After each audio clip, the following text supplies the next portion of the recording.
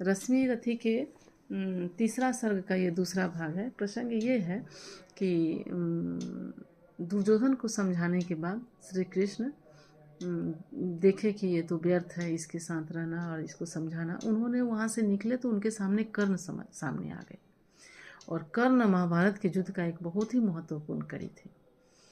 उनकी ट्रेजेडी, उनका जो पास्ट लाइफ था वो सभी को पता था और कर्ण किस दुख से दुर्योधन को अधर्मी समझने के बाद भी, जानने के बाद भी उसका साथ दे रहे थे। उस चुभती रग पे भगवान ने हाथ रखने की कोशिश की और अंतिम प्रयास किया कर्ण को अपने साइड में लाने के लिए, ताकि दुर्योधन का बल ऐसे ही आधा हो जाए। ये कूटनीति, युद्ध की कूटनीति उन्होंने अंतिम कोशिश की और कर्ण को भी लेके आते हैं और क्या क्या प्रलोभन भगवान देते हैं, किस तरह से कर्ण को छलने की कोशिश करते हैं और कर्ण की वो प्रतिबद्धता, अपने दोस्त के प्रति समर्पण और वो अपने एक क्षण के अपमान में जो दुर्योधन ने उनका साथ दिया था उसके लिए उनका समर्पण कैसा था। कर्ण को भगवान खुद भी डिगा नहीं सके, इतने ज्ञानी होने के बावजूद भी कर्ण की निष्ठा को उन्होंने हिला नहीं सके।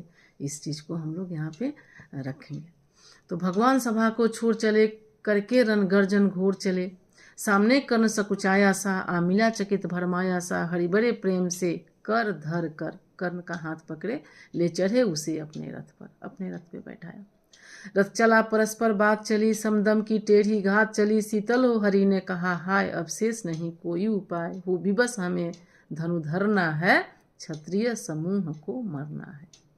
मैंने कितना कुछ कहा नहीं, विष व्यंग कहाँ तक सहा नहीं, पर दुर्योधन मतवाला है, कुछ नहीं समझने वाला है, चाहिए उसे बस रन केवल, सारी धरती की मरण केवल।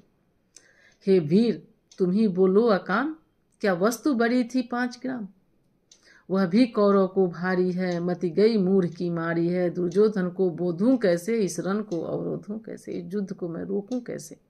सोचो क्या दृश्य विकट होगा, रण में जब काल प्रकट होगा, बाहर सोनित की तप्त धार, भीतर विधवाओं की पुकार, निरसन विष्ण बिल्लाएंगे, बच्चे अनाथ चिल्लाएंगे,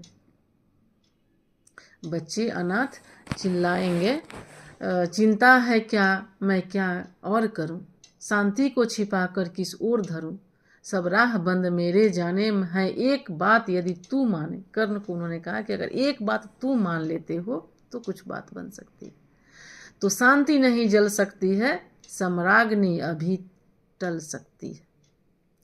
पा तुझे धन्य है दुर्योधन, तू एकमात्र उसका जीवन, तेरे बल की है आस उसे, तुझसे जय का विश्वास उसे, तू संग उसका छोड़ेगा क्या, वह क्यों रण से मुख मोड़ेगा।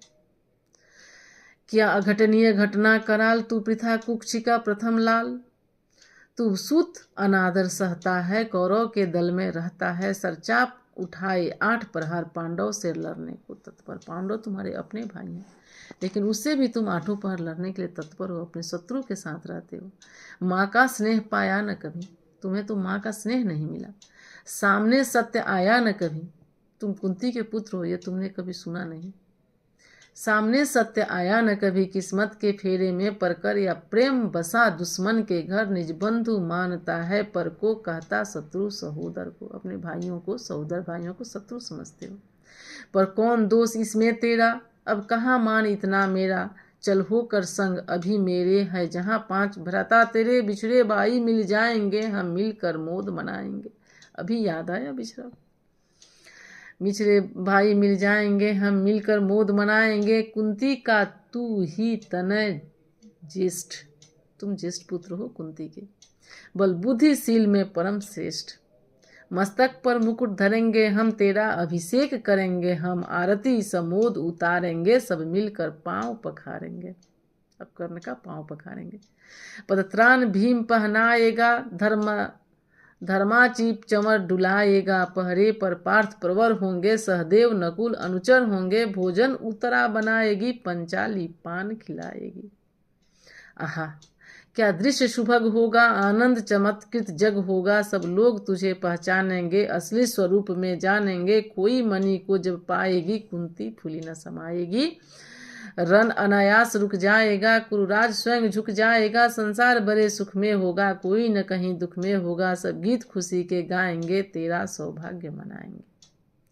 कुरुराज समर्पण करता हूँ, साम्राज्य समर्पण करता हूँ, यश मुकुट मान सिंहासन ले, बस एक भीख मुझको दे दे, कौरों को तज रन रोक सके, भूखा हर भावी सूख सके। सखे दोस्त